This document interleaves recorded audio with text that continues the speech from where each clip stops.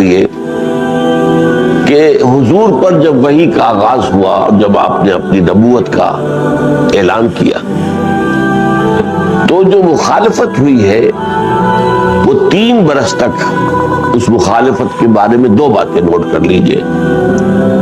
وہ مخالفت ذاتی طور پر، شخصی طور پر حضور کی تھی. ابھی ایمان لانے والے چند تھے، ان کی لوگوں کو زیادہ پرواہ نہیں تھی. انہیں یہ توقع ہی نہیں تھی کہ یہ جو ہے کوئی بڑی شے بن جائے گی اور بڑی تحریک بن جائے گی اور ہمارے لیے وہ بہت خطرے کا باعث ہو جائے گی، ہمارے مفادات کے لیے، ہمارے اقتدار کے لیے. وہ شکل یہ تھی کہ بس اس میں جو اصل مرکزی شخصیت ہے، اگر کسی طرح اس کو داغدار کر دیا جائے، اس کی کریڈیبلٹی ختم کر دی جائے، یا یہ کہ اس کی ول پاور کو کرش کر دیا جائے، اتنا اس کے ساتھ کیا جائے معاملہ کہ ان کی قوت ارادی جواب دے جائے، تو باقی سب خود بخود ٹھیک ہو جائے گے. تو اصل میں تو جو ہے اس تحریک، اس دعوت کی اصل جڑ اور بنیاد تو حضور کی شخصیت ہے. دوسری بات یہ کہ اس میں بھی ابتدائی 3 سالوں میں محسوس ہوتا ہے کہ کوئی فزیکل پرسیکیوشن نہیں ہوئی، کوئی مار دھاڑ، کوئی جو ہے اسالٹ، فزیکل اسالٹ وہ نہیں ہوئی. یہ 3 سال کی بات. 4تھے سال سے چونکہ اب اس بات ایسی پیدا ہو گئی کہ انہیں محسوس ہوا کہ یہ تو ہم اسے مشت غبار سمجھے تھے، یہ تو آندھی بن گئی ہے.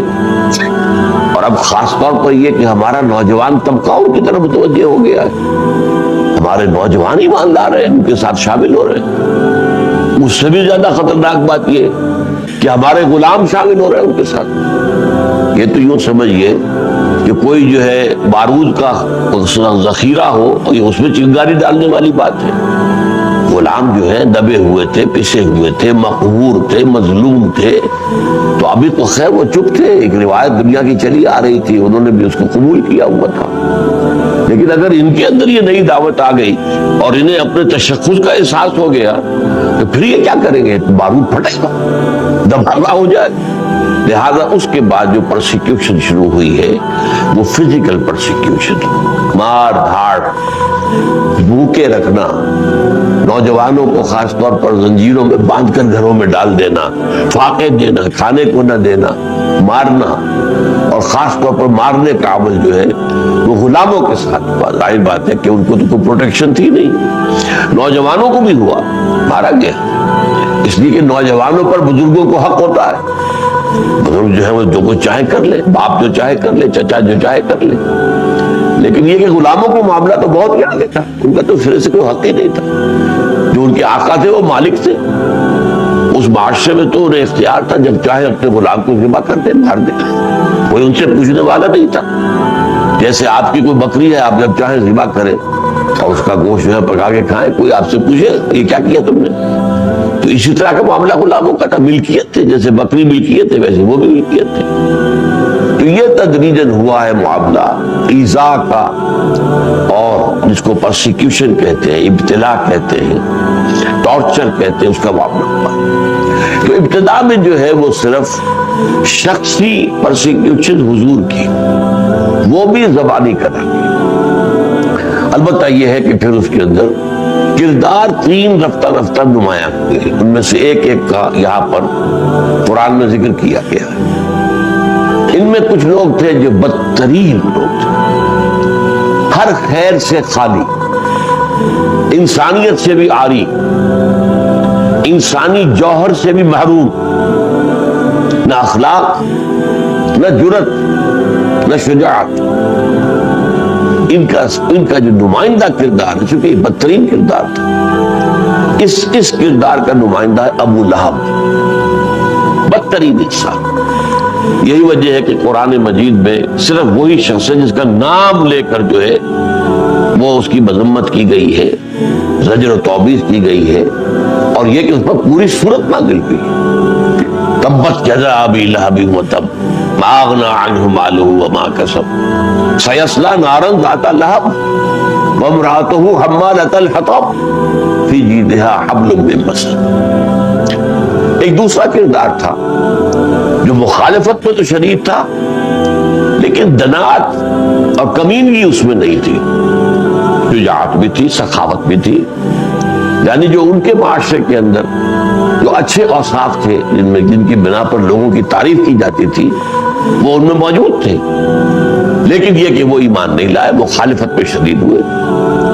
لیکن ان کی مخالفت بھی کھلم کھلا تھی، سامنے سے وار کرنا، پیچھے سے نہیں. ایک گھٹیا کردار ہوتا ہے جو پیچھے سے وار کرتا ہے، لیکن یہ لوگ جو تھے اس اعتبار سے ان کا کردار جو ہے بڑا مختلف تھا. اس کی دو شخصیتیں تھیں نمایاں اس وقت. قرآن میں جس کا ذکر ہے وہ ہے ابو جہل. ابو جہل جو ہے وہ بہادر انسان تھا، اور وہ جو کچھ وہ اس کے دل میں ہوتا تھا سامنے کہتا تھا، اور وہ مقابلہ کرتا تھا. سخی بھی تھا، یعنی یہ اوصاف سارے میں موجود تھے. لیکن یہ کہ وہ سخت ترین مخالف تھا نبی اکرم صلی اللہ علیہ وسلم کا، اور خاص طور پر یہ کہ اس میں عصبیت جاہلیت بہت تھی. وہ یہ سمجھتا تھا کہ محمد نے آ کر ہمارے اندر تقسیم پیدا کر دی، ہمارا اتحاد ختم کر دیا. قریش کا قبیلہ تقسیم ہو گیا، بیٹا ایمان لے آیا، باپ کافر ہے، ہو گئی تبدیلی، ہو گیا تفریق. شوہر ایمان لے آیا، بیوی کافر ہے، بیوی ایمان لے آئی، شوہر کافر ہے. تو گویا گھر گھر ایک جو ہے جنگ چھیڑ دی. جب ایک قبیلہ آپس کے اندر اس شکل میں مبتلا ہو جائے گا تو دشمنوں سے لڑنے کی طاقت کہاں رہے گی؟ یہ تو آپ کو معلوم ہے قبائلی وہ معاشرہ تھا، اور قبائلی معاشرے میں تو ہر وقت جو ہے مسابقت اور مقابلہ رہتا تھا. اب اس میں یہ کہ جس کو آپ انگریزی میں کہتے ہیں a house divided amongst itself، ایک گھر جو خود اندر سے منقسم ہو، اب وہ کیا کھڑا ہوگا، کیا ریزسٹنس کر سکے گا؟ تو اس کو سب سے زیادہ یہ بات تھی کہ محمد نے آ کے ہمیں پھاڑ دیا، تقسیم کر دیا، ہمارے گھر گھر میں جو ہے انہوں نے لڑائی اور اختلاف پیدا کر دیا ہے. تو یہ حمیت جاہلی، ہمارا جو قبیلہ قریش، اس کا جو زور اور اس کی کا جو روب اور اس کا جو بھی ایک حیثیت ہے عرب کے اندر وہ ختم ہو رہی ہے.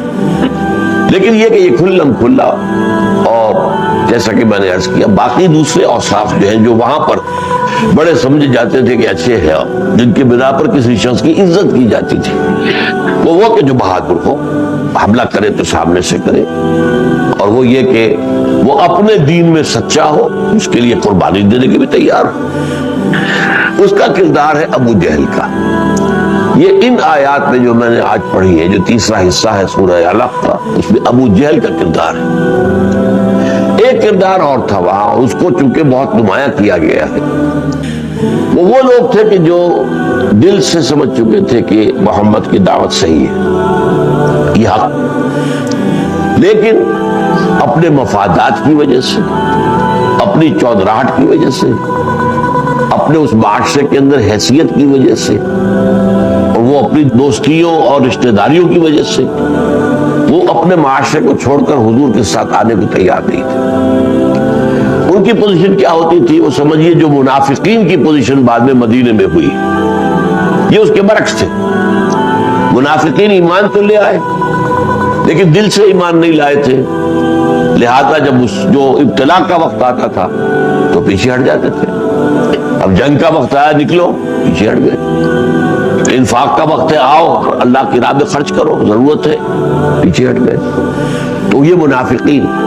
اسی طرح کئی برعکس کر لیجئے کہ یہ وہ لوگ تھے یہاں پر کہ جو دل سے قائل ہو چکے تھے کہ بات صحیح ہے.